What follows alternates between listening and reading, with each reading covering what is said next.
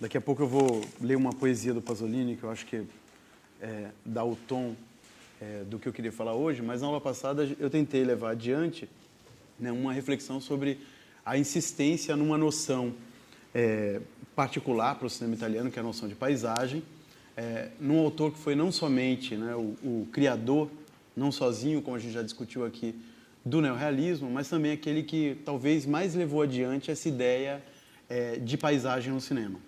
Né, claro, né, uma noção de paisagem um pouco particular, porque na Itália ela é lida em chave política, né? Exatamente a paisagem, a ideia de construção da realidade a partir de uma determinada tradição. Né? Eu tentei marcar aqui que tem uma geração inteira que pensa... Estou com a garganta seca. Que pensa a retomada, digamos assim, que prepara a redemocratização da Itália, tentando construir uma ideia de Itália que não esteja ligada a essa deturpação do real, né, ou da realidade, como fizeram os fascistas. Né? Então, bem, é um pouco diferente do que acontece em outros lugares da Europa, já que o ponto de partida não vai ser uma ruptura completa, a vanguarda, como a gente já discutiu aqui, mas uma espécie de retomada de vários lugares da própria tradição italiana e também de tradições estrangeiras. Né? Então, tem uma ideia de formação do olhar, eu falava para vocês aqui. Então, isso acontece desde a obsessão, né, quando a ideia de construção da realidade era mais urgente, né? Já que o fascismo, como eu falei, havia deturpado o real e a história, né, sendo lida ideologicamente,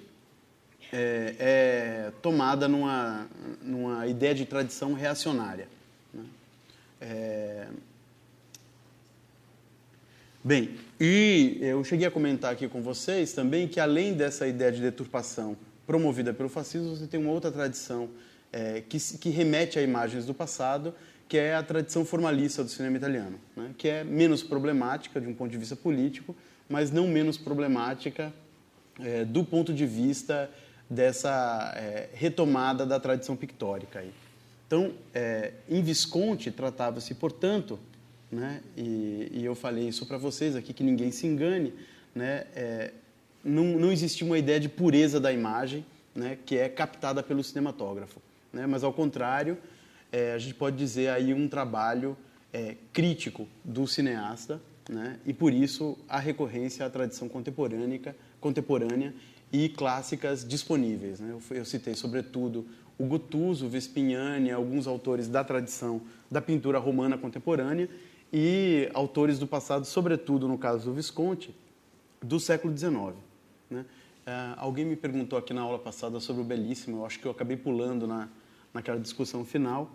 Né? Bem, o Bellissimo é, na verdade, uma piada sobre... Né, ou uma resposta bastante ácida do Visconti em relação a esse clima que tomou, né, a crítica internacional sobre o neorrealismo ser um tipo de cinema com adesão absoluta à realidade, desse tipo de adesão mais sociológica ou documentarística. Né? Vocês lembram da história lá? É a história de uma mãe que quer que a filha se torne atriz, né, e acaba se decepcionando com o mundo do teatro, né, com o mundo do cinema. Né? Então, tem uma piada, tem uma cena que eu gosto muito, que é quando a Anna Magnani encontra a moça que está passando, né, as imagens para o diretor de cinema, que, se eu não me engano, é o Camerini, ou o Blasetti, né? O Blasetti é um cineasta bastante conhecido na Itália, dessa época formalista, e ela reconhece ela, né? Fala, mas você não participou de um filme? Né? Ela fala que sim, e diz, mas você então não se tornou uma grande atriz? Ela fala, não, né, porque eu só servia para fazer aquele papel e depois, né, foi desprezado. Então, o Visconti brinca um pouco com essa ideia. Né? Porque, claro, como eu falei, o Visconti, quando é acusado de ter traído o neorrealismo, ele diz, como é que eu traí aquilo que eu criei? Né? Então, ou seja, ele está, na verdade, confrontando uma ideia de neorrealismo que se criou que difere daquela que foi a formulada por esse grupo de intelectuais e críticos que trabalharam aí durante toda a década de 30 e início da década de 40. Né? Então, eu falava aqui para vocês na aula passada que existe essa essa disputa, né? Ou uma querela, talvez, né? Uma querela dentro da história e da crítica do cinema italiano.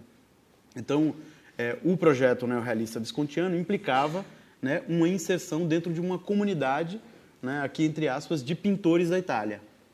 É um passo da formação italiana no âmbito das artes visuais, a inserção, né, assim, dentro de um sistema que funcionava, né, em funcionamento. Agora, eu diria, reativado numa chave política. E eu terminei a aula citando um outro filme do Visconti, que é o Violência e Paixão, né? E o Violência e Paixão, muitas vezes, é lido como uma espécie de ocaso, o começo, né, do ocaso da carreira do Visconti, porque ali você tem, de fato, um professor, né, a personagem do professor, um colecionador de arte, né, preso àquelas obras e que perdeu o contato com o mundo. Bem, se o neorrealismo começa, né, através de uma série de citações e retomada de uma tradição pictórica italiana já sedimentada, né, e isso para reconstruir o real, ou seja, para formar o olhar, para ver a Itália a partir dessa série de elementos já constituídos, agora aqui nesse filme você tem exatamente isso, né, parece uma espécie de ocaso, ou um declínio do Visconti.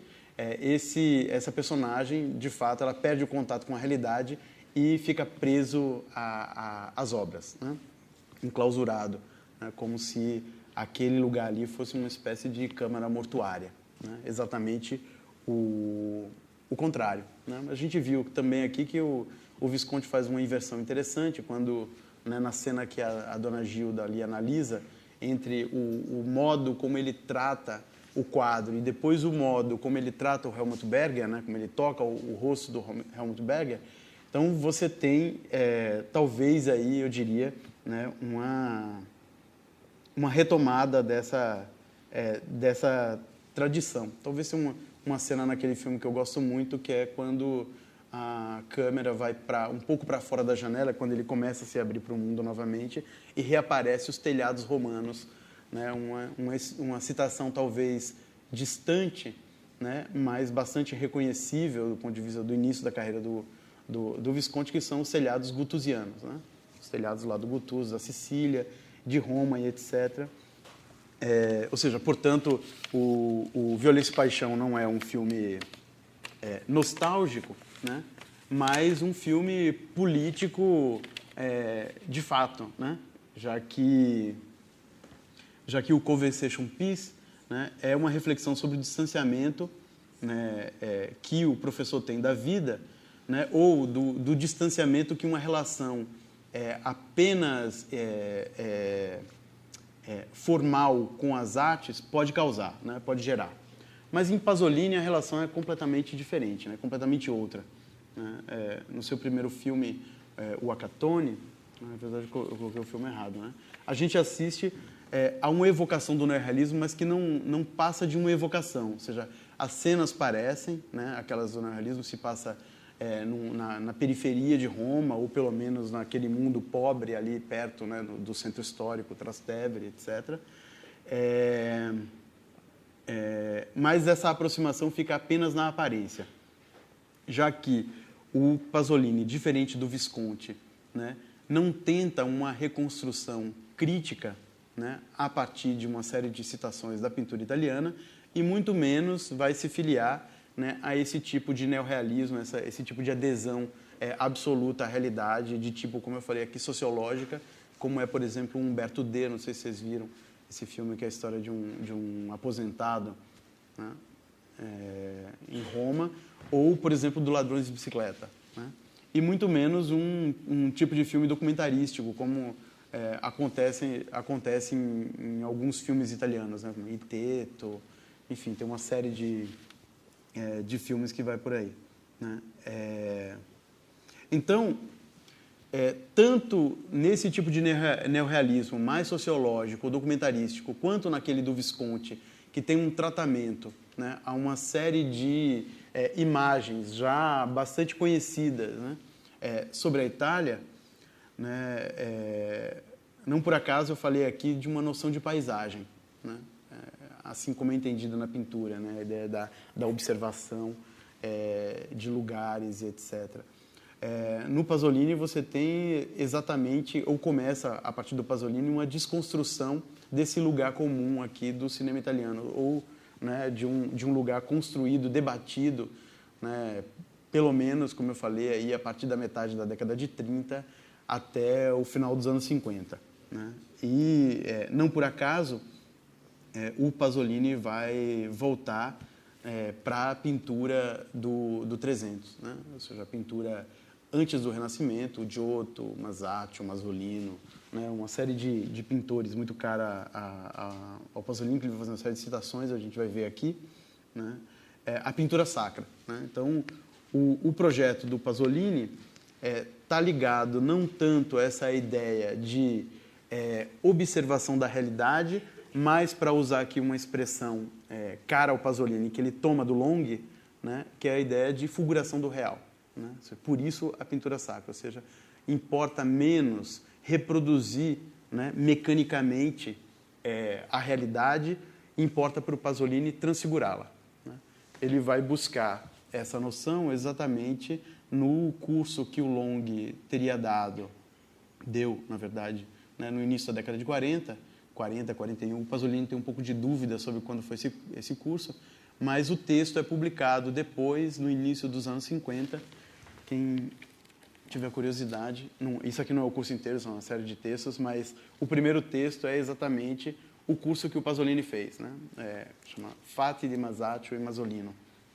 Está aqui, se vocês quiserem passar aqui para dar uma olhadinha. Eu passei também para vocês um texto do próprio Pasolini falando do Long, né? Ou seja, o que inspirou nele, né? O que o Long inspirou nele, sobretudo no cinema, né? Ele já faz o seu primeiro filme, eu diria, pensando no Long, embora só o segundo filme dele, que é o Mamaroma, que a gente também vai ver algumas cenas aqui, não o filme exatamente, mas depois o roteiro ele dedica ao Long. Né? O que é bastante curioso, porque esse filme tem uma série de citações. Mas antes de começar aqui a falar sobre o Long e começar a passar pelas citações do Pasolini à pintura do Trecento italiano, eu queria ler uma pequena poesia, né? São algumas linhas, que depois vai ser citada num outro filme do Pasolini, um média-metragem, né, de 34 minutos, chamado Laricota, que é uma paródia muito interessante, que é a história de um cineasta, que é o Orson Welles, né, na verdade, que vai à Itália para fazer um filme sobre a paixão de Cristo. E um dos atores, né, não profissional, que vai fazer um dos ladrões, morre de fome, né, durante as filmagens, né?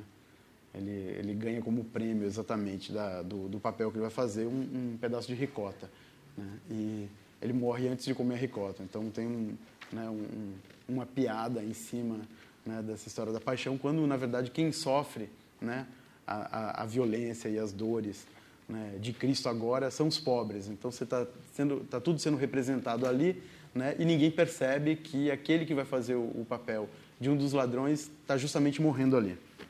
Depois eu vou passar porque tem uma citação a duas pinturas lá.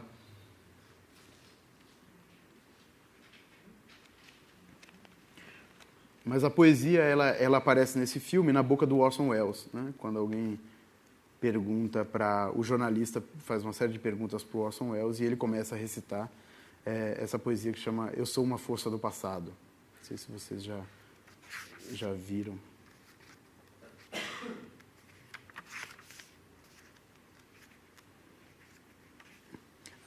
Eu sou uma força do passado. Só na tradição o meu amor reside.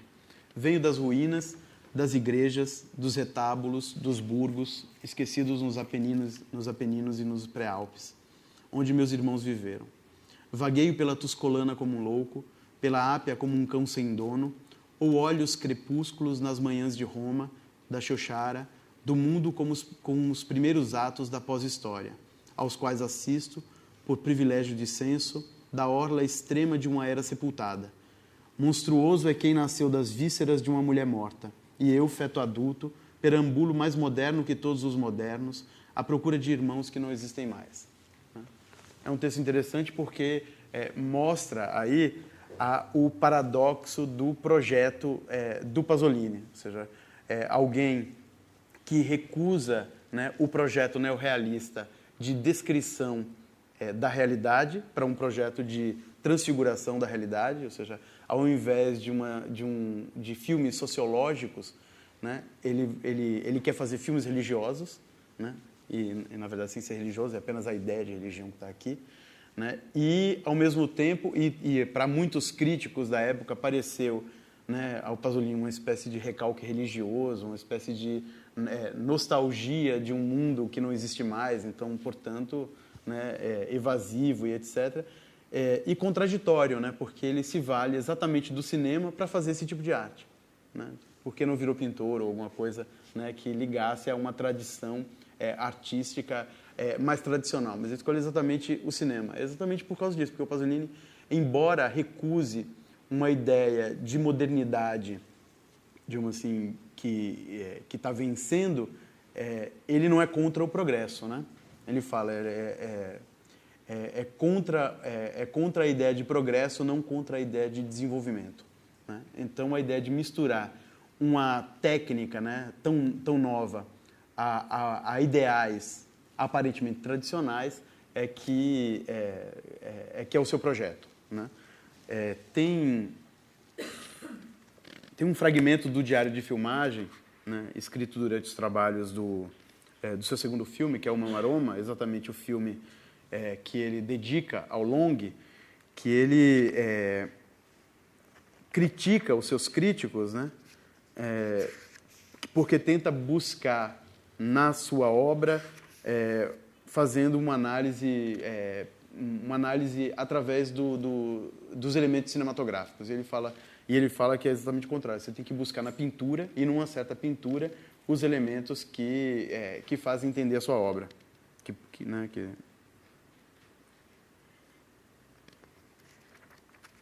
eu ver aqui.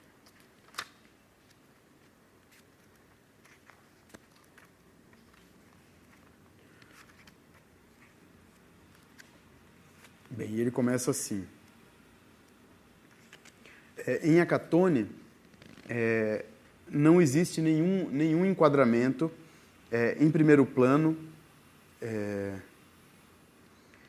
no qual se vê uma personagem de costas ou apenas um quinto dela.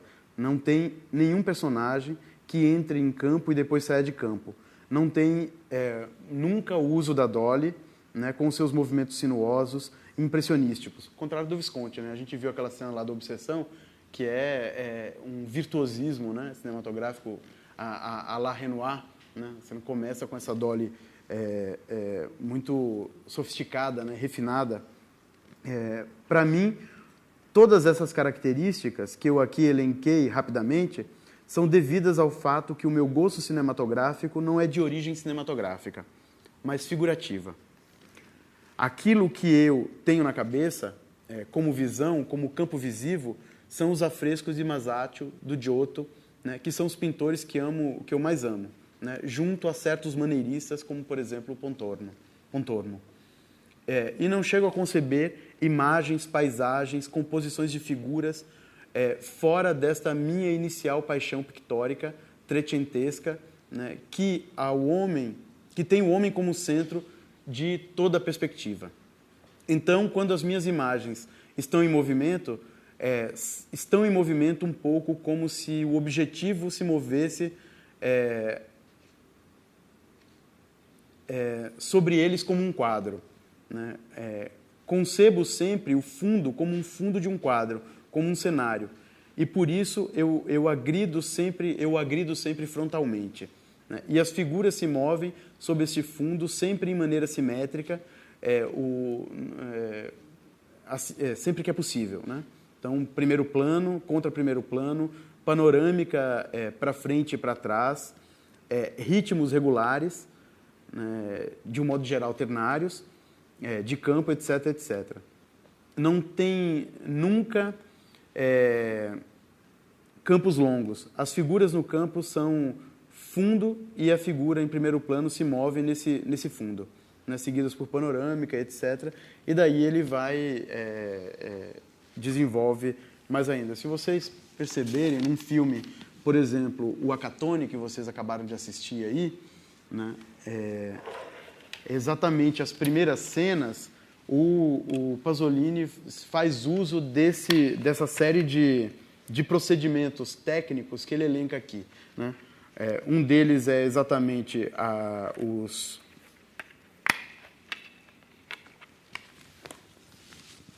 esses primeiros planos das faces dos atores, né? Como que, né, muitos críticos vão falar do cinema do Pasolini como uma espécie de via sacra, né? De via crucis, em que as coisas são apresentadas. Aliás, a estrutura dos filmes são sempre essa estrutura crística, né? Da paixão de Cristo. Então, por exemplo, no Akatone, a história começa exatamente, né? Aliás, as personagens na primeira cena, que é a cena do bar, né?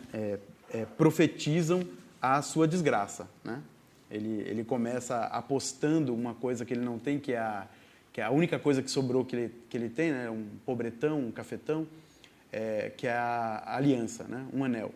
Ele aposta esse anel de que ele vai comer, né? Ele vai comer eu acho que inclusive a ricota também. Ele vai comer essa ricota e e vai pular no rio, no Tevere, e não vai morrer, né? E daí alguém professa dizendo que agora começou a sua desgraça. Em 70 dias, 70 vezes 7, sei lá, alguma coisa, faz, né, umas figuras assim bem de profecias, a vida dele vai se desgraçar. E daí a gente assiste, na verdade, a decadência desse homem, né? E, claro, o Pasolini está falando aí também da transformação do mundo romano, desse mundo do subproletariado, que, por causa da entrada do consumismo na Itália, né? Ele é um pequeno cafetão que vive de pequenos roubos, de exploração daquelas mulheres. Quando ele decide se tornar um ladrão, né? Então chegou o fim dele, aí daí ele morre, né? Então você tem uma espécie de via sacra do subproletariado que vai se contaminando com os valores burgueses, né? Quando ele deixa de ser essa pessoa que vive à margem da sociedade, né? E tenta virar ladrão, né? E o ladrão para o Pasolini é o ladrão de fato, né? Não o pequeno ladrão. Já está corrompido. Por que o filme não aparece aqui? Ele não deveria abrir quando coloca? O filme não deveria já...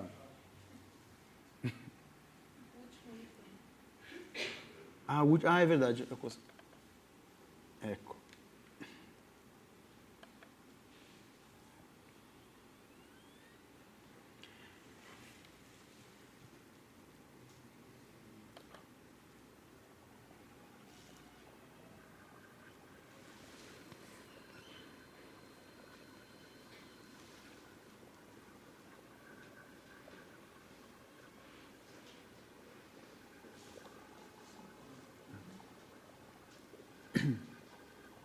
Bem, e aqui vai aparecer nessa primeira cena exatamente essa, né, essa passagem pelos rostos e as panorâmicas do Pasolini, né? Essa ideia da panorâmica tem uma espécie de solenidade, né? São panorâmicas bastante lentas, né? Que tentavam imitar esses grandes afrescos.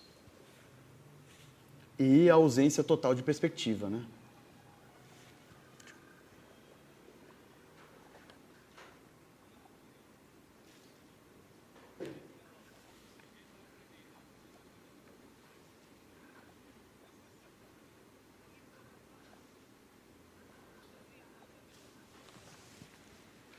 Cadê o som?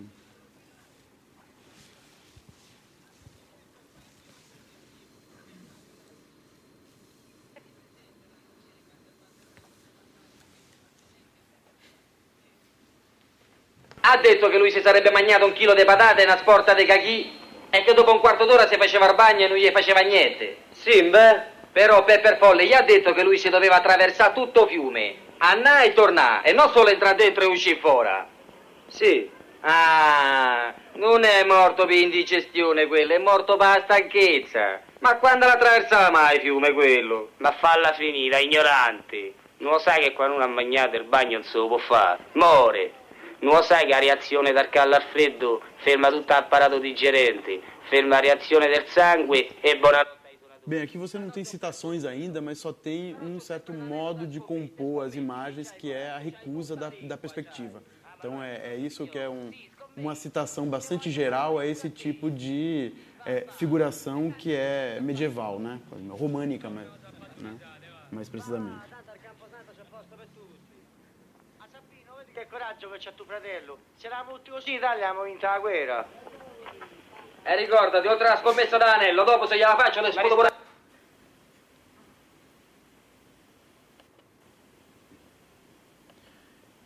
E a cena aqui no final, que é a cena do roubo, Che ti sei messo in testa a far colpare?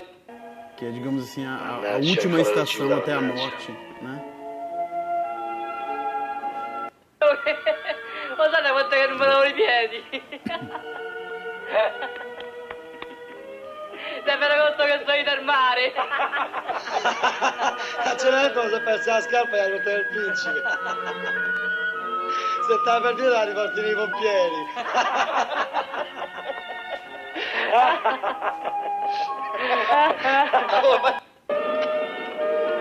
Chi c'ha fede nella provvidenza non si morirà mai di fame. C'ha ragione Stella. Ora Stella mia.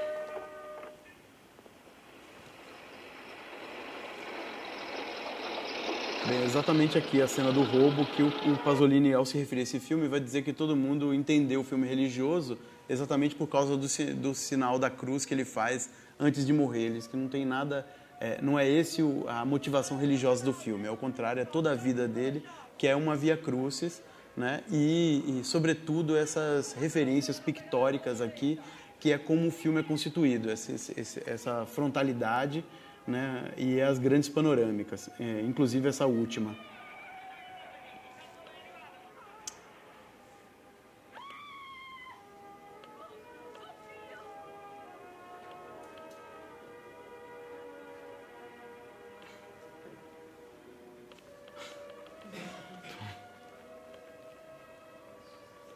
Desculpa aí, gente.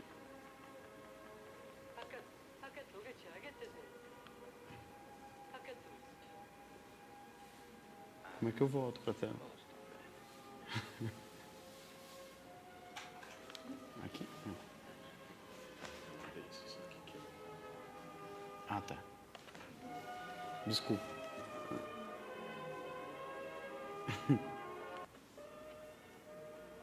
Chi ha fede nella provvidenza non si morirà mai di fame.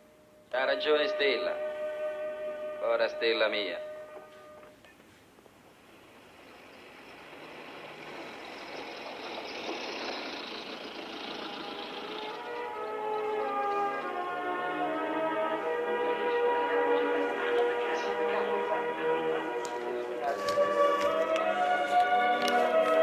Fermo Cataldi, è inutile che scappi, tanto ti conosciamo. A biondo non frega la motocicletta!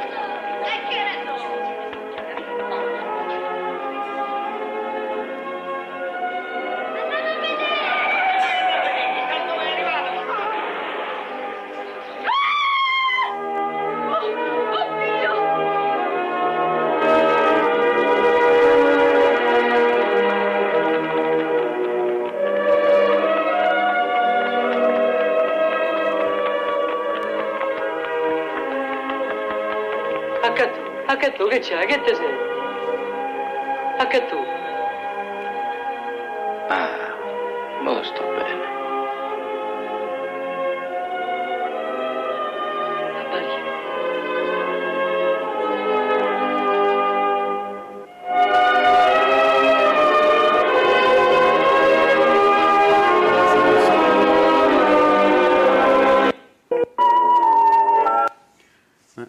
Então o Pasolini diz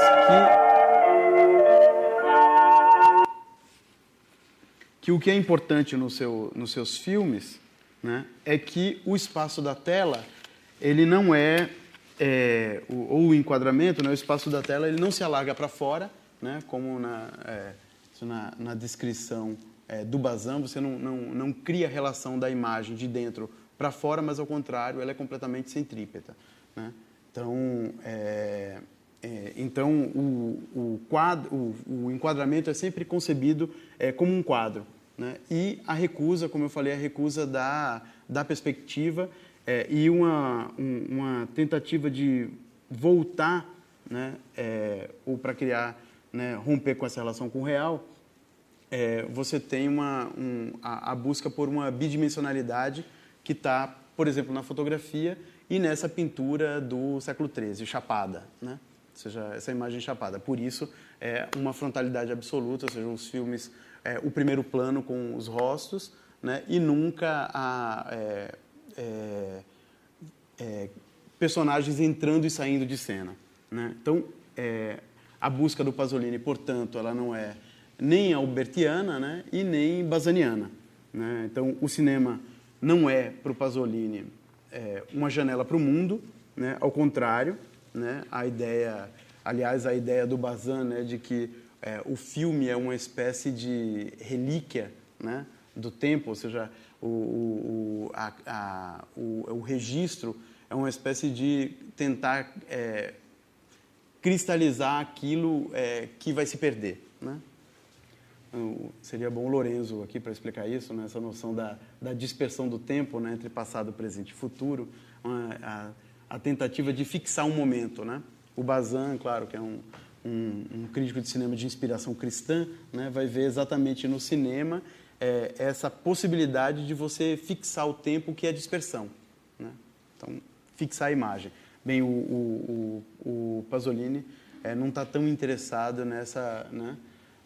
Nessa ideia, mas exatamente ao contrário, né? Ou seja, a imagem ela não é nem uma relíquia, né? Já que ela é uma fulguração, como ele diz, né? E muito menos é uma paisagem, uma veduta, né?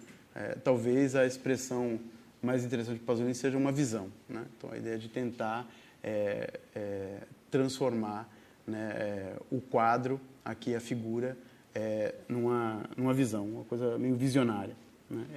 Desse modo, ou seja, selecionando, né, e não simplesmente tentando fugir dessa dispersão, né, que o Pasolini vai propor um salto, né? Eu diria, uma tentativa de desnaturalização da imagem. Aliás, não sei se vocês lembram do filme da Medeia, né, em que o centauro começa exatamente dizendo que tudo é sagrado e nada é natural, né?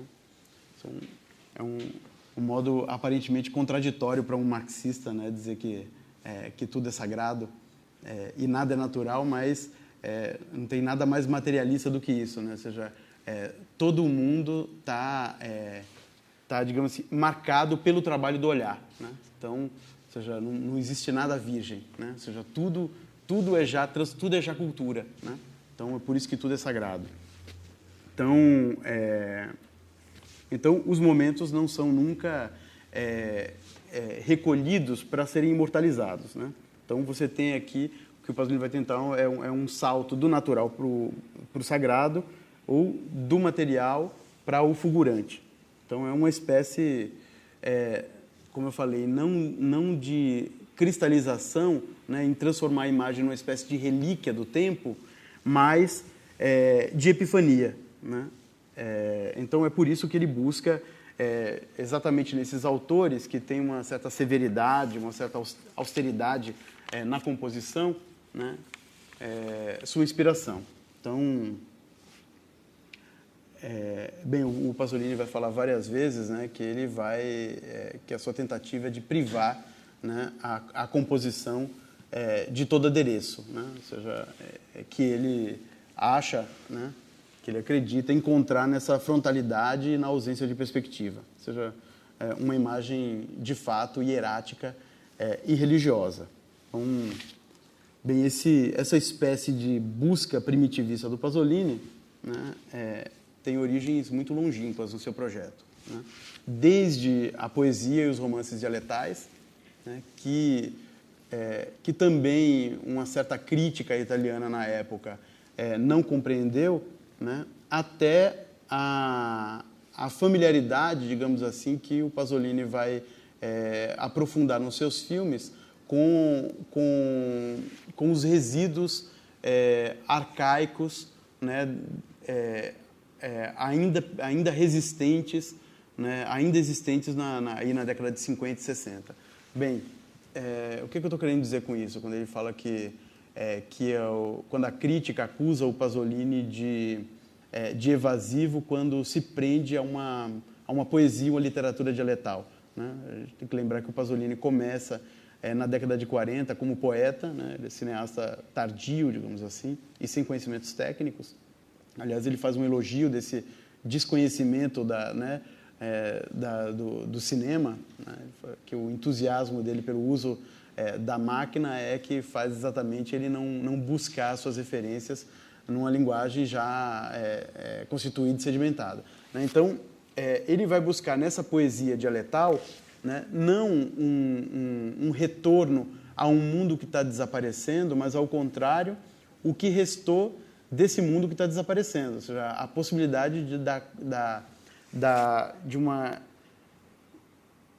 reconstituição da realidade a partir desses elementos residuais, né? Ele depois vai fazer romances em dialeto romano, que é também um dialeto que está desaparecendo, e depois, enfim, os filmes, que a gente sabe sobretudo aqueles do mito grego, né? O Édipo, a Medeia e a Oresteia Africana, que é um projeto que não chegou a se realizar, no seu projeto cinematográfico, né? Bem, a questão da língua é claramente buscar nas línguas, antes daquilo que ele chama da homologação, ou quando o mundo burguês começa a se desenvolver, né, exatamente a partir, né, da passagem do românico para o início do capitalismo, aí, século XV e XVI, o que há de sadio ou o que sobrou de sadio, né? Vocês lembram que naquela poesia que eu li, ele fala que por privilégio de senso, ele pode, de onde ele está, ver a pós-história, né? Então, essa aposta do Pasolini naquilo que está nas bordas, aquilo que não entrou na história, né? Ou o pré-histórico, né? Essas referências bárbaras, para projetar um futuro que ultrapassa a história, sem passar pela história, ou seja, um marxista em comum, né? Porque para um marxista mais ortodoxo, é o contrário, né? O ingresso na história é que possibilita a ultrapassagem da história. O Pasolini tem uma recusa, ou seja, do pré-histórico para o pós-histórico. E como é que isso acontece? Exatamente através de uma pesquisa, né? Ou através de uma busca por esses elementos residuais, né? Então, por isso, o dialeto, né, que são as línguas antes da passagem do latim, né, exatamente quando as línguas modernas se estabelecem. Então, são esses, né, resquícios aí do latim e dialeto romano, que está mais próximo da língua do Império, né? E depois, quando esse mundo desaparece para ele, exatamente a partir do Acatone, Pasolini diz em 74, acho que se ele tivesse que refazer o Acatone, ele não conseguiria mais, porque esse tipo de corpo, esse tipo de jeito de falar e esse tipo de história é peça arqueológica, né? Ou seja, aquele mundo que ele acreditava ainda está salvo dos valores burgueses, né, já se contaminou completamente. É por isso que as personagens dos filmes do Pasolini, dessa trilogia romana, morrem todos no final, né? Antes que elas se contaminem, o Acatone, exatamente, antes de se tornar um ladrão, né, ele precisa morrer, né? E depois, bem, quando na Itália esse mundo de fato desaparece, o Pasolini vai buscar isso fora, nas culturas terceiro-mundistas, como se dizia, né? Então, na África, no Oriente Médio, Oriente Distante. Depois tem um poema belíssimo sobre o Brasil, né, quando ele vem para o Rio de Janeiro, para Recife, no início da década de 70. Então, ele vai se distanciando cada vez mais do Ocidente, né? Ele diz até que ele faz parte da Internacional Irracionalista, né? Buscar a sua inspiração, né, onde, embora ele saiba, e ele diz isso no poema sobre o Brasil, que ainda não aconteceu com o Brasil aquilo que já aconteceu com a Itália, né, mas que vai acontecer. Estava certo, né? Se ele soubesse que fizemos o mesmo caminho, né, a traição do Partido que o Partido Comunista fez ao povo italiano, e digamos que um certo partido aí também parece ter feito, ele não errou. Né? Então,